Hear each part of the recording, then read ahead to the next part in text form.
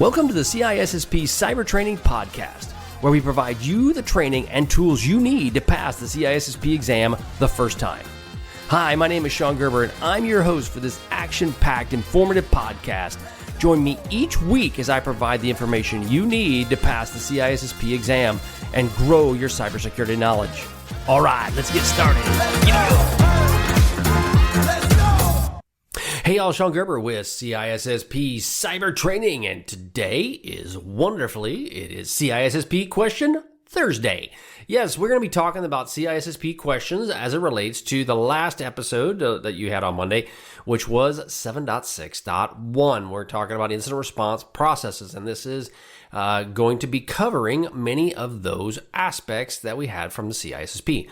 So the goal of this episode is to talk about the questions themselves and then kind of go through some answers and for you to get an understanding of what may be asked of you for the CISSP exam. Again, wanted to put out the disclaimer, these are not the CISSP questions that you will see exactly on the test. They are designed to give you the understanding of how should you respond to this test. That's what's so great about the CISSP certification, is that it isn't just taking a test and passing the cert. You actually have to understand the content and the thought process behind it so that you can, one, be a better security professional, but two, so that you can pass the cert. Now, again, the Sean Gerber with CISSP Cyber Training. You can head out to CISSP Cyber Training anytime and get some great stuff. I've got awesome stuff out there for you that you can use. Got a special going on this month that you can go check out. It's amazing. And again, make it available for you until the end of April. So it's a very good thing. All right, so question 1. Which of the following best describes the purpose of an incident management in cybersecurity? So which of the following best describes the purpose of incident management in cybersecurity? A, to prevent all security incidents from occurring. B, to detect, respond, mitigate, and recover from security incidents effectively. C, to ignore security incidents until they become critical. Or D, to blame individuals responsible for the security incident.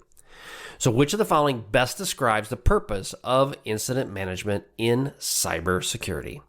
And the answer is B, to detect, respond, mitigate, and recover from a security event effectively. That's the ultimate goal, is to create processes and procedures to do this for an organization. You want them to be able to detect it, respond, mitigate, and recover in a way that helps the company continue operating in a way that is effective for their organization. So it's, again, you don't want to blame people. I mean, it probably was Bill's fault for clicking on that link, but we don't want to blame Bill. We want to resolve the issue and address the problem. Question 2, which technology is commonly used for real-time monitoring and analysis of security events and alerts? So what technology is commonly used for real-time monitoring and analysis of security events and alerts?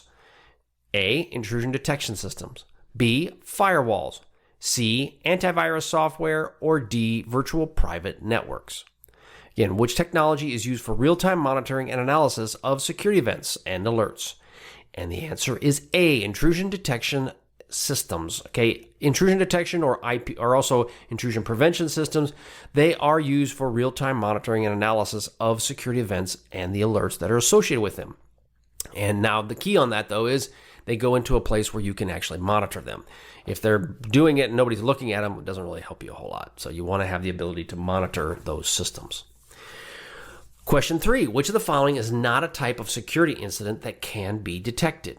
A, unauthorized access attempts. B, malware infections. C, data breaches. Or D, software updates. Okay, which of the following is not a type of security incident that can be detected? A, unauthorized access attempts. B, malware infections. C, data breaches. Or D, software updates. So, which is not a type of security incident? That would be a software update. These are not typically considered a security incident, right? They're rather a routine maintenance. But the other 3 were security incidents. So, the one thing is you want to read through that question too fast and go, oh, okay, I'll pick on something real quick. Now, these all made sense, right? That why you wouldn't do that. But you read the questions, you want to take your time. You have about a minute for each question. So you have plenty of time to read the question and then make a proper response. Question 4, what is the immediate priority upon detecting a security incident? A, notify the media. B, activate the incident response team. C, ignore the incident and continue on normal operations, or D, delete all logs and cover up the incident. Probably D if you are the bad person that did it. Maybe you might do that, but that even then you should not do that. That's a bad idea. So what is the immediate priority? The immediate priority is B, activate the incident response team or process. You want to ensure that that's enabled. One, you need to have one, and two, you need to test it, but you need to activate it once something happens to ensure that proper notification is occurring, both internally and externally. Question 5. What does incident categorization and prioritization help with during the incident response process? A, ignoring less severe incidents. B, identifying root cause of incidents. C, prioritizing response. D, delaying response actions indefinitely. What does the incident categorization and prioritization help with during an incident response? And the answer is C, prioritizing the response efforts and resource allocations. So when you deal with prioritization, you're going to have a lot going on during an incident. You're going to want to prioritize your efforts and ensure that the proper resources are dedicated to the event. And then that's going to require allocation of these resources based on the urgency of the incident. Question 6, which of the following is not a mitigation strategy for addressing security incidents? Question 6, what is it not a mitigation strategy for addressing security incidents? A, ignoring the incident. Ignoring is never good, so you know that's probably it. But ignoring and hoping it resolves itself, that will not happen. B, isolating the affected systems or networks. C, implementing temporary fixes or workarounds. Or D, collaborating with external parties for mitigation efforts. So the purpose of this question is, one, obviously it's a very easy answer, ignoring the incident. That's not a mitigation strategy. But the goal of this question is to highlight the fact that there are 3 things you could do to mitigate the issue. Isolate the systems, implement fixes, and collaborate with external parties for mitigation plans. That is what you want to do. Question 7, what is the primary purpose of incident reporting? Again, what is the primary purpose of incident reporting? A, to comply with legal and regulatory requirements. B, to blame individuals responsible for security incidents. C, to hide information about the security incident to stakeholders, or to delay the response actions indefinitely. What is the primary purpose of incident reporting? Now, in this case, this is the primary purpose, but it isn't necessarily the primary purpose always. And you may see a question that would come up where it would be really close. This one here is to comply with legal and regulatory requirements. That is a purpose of an incident report if you have to go through it. Now, it may have what is the primary purpose of incident reporting when it relates to your organization or to then the government. Then you want to be very clear which one it is. So you're just going to think about it. Don't read through the question real quick and go, oh my gosh, that's it. Because they could have 2 questions that are very, very close in nature. Question 8, what should incident reports typically include? A, details about the incident timeline, impact analysis, response actions taken, and recommendations. B, personal opinions about who's to blame. C, fictional accounts of what's happened during the incident. Or D, blank pages with no information. Okay, what should an incident reports typically include? The incident timeline, impact analysis, response actions taken, and recommendations are all key factors that it should be done, and that would be question A. These should all be documented. They should all be reported within the overall timeline. Question 9, what is the primary purpose of recovery efforts in incident management? To make the incident worse. A, to minimize disruptions of business operations. To delete all evidence of the incident. To deal with the incident in a way that is fast and efficient. So what is the primary purpose of recovery efforts in incident management?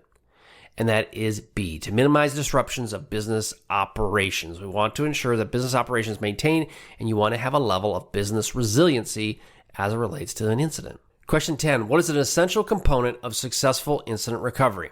Ensuring that the incident is there, operational, and effective. B, is deleting the backups and ensuring that there is not a proper recovery. C, regular testing and validation of recovery procedures. Or D, informing the stakeholders about the incident. So what is an essential component of a successful incident recovery? And that successful component of the recovery would be regular testing and validation of the recovery procedures. That would be question C. Question 11, which of the following is not a long-term measure for addressing root cause analysis of an incident? A, patch management and vulnerability remediation. B, configuration changes and system hardening. C, blaming individuals for responsible for the incidents. Or D, lessons learned from incident response for future prevention. So which of the following is not a long-term measure for addressing root causes of the incidents? And that is C, blaming individuals for responsible for the incident. That is not a long-term measure. A long-term measure is patch management. A long-term measure is configuration changes and gleaning lessons learned from the situation. So question 12, what is the purpose of documenting lessons learned from incident response? A, to ensure patches are updated. B, to highlight past incidents. C, to provide discoverable documents for legal actions.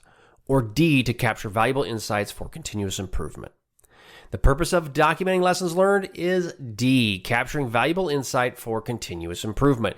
You want to make sure that you have them in place and operational, and that you have used that you've been able to determine where are some of the problems you have and then how you can fix these problems.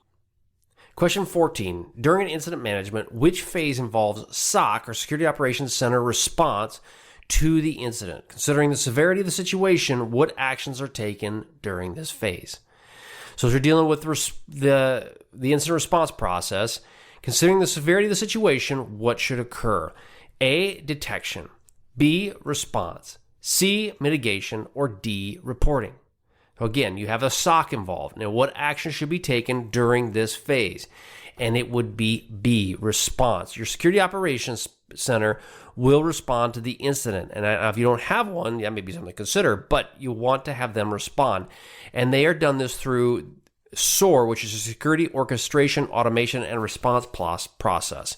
Now, this is where an important factor comes into, and they will be able to gather evidence and be able to drive the overall plan. Question 15. Which of the following best describes an iterative nature of incident management? A, incident management is a one-time activity. B, incident management requires continuous monitoring and improvement. C, incident management should be ignored after the first incident occurs. Or D, incident management is only necessary for certain types of security incidents. So question 15, which of the following best describes the iterative nature of incident management? And the answer is B. Incident management requires continuous monitoring and improvement. Again, the cybersecurity threats are always changing and they are evolving, so it does require this level of continuous monitoring and improvement. All right, that's all I have for you today. Again, go to CISSP Cyber Training. You can go check out what I've got there. I've got some great things. I've got a Valentine's Day special that's going on right now, 30% off my bronze package. It's available to you. Go check it out. It's the lowest price you'll see this year, so it's great on that. And we are having a wonderful time. But go out there, check out CISSP Cyber Training, and we will catch you on the flip side. See ya. Hey, thanks again for listening today. It's been my pleasure to prep you for the CISSP exam. Are you interested, though, in some free CISSP exam questions? Head on over to freecisspquestions.com and sign up to join my email list, and you'll receive access for 60 free CISSP questions each and every month for the next 6 months. That's a total of 360 questions just for signing up with CISSP Cyber Training. You'll also gain access to other free CISSP resources, so just head on over to freecisspquestions.com and sign up, or head on over to CISSPcybertraining.com and sign up today. Have a wonderful day, and we will catch you on the flip side. See ya.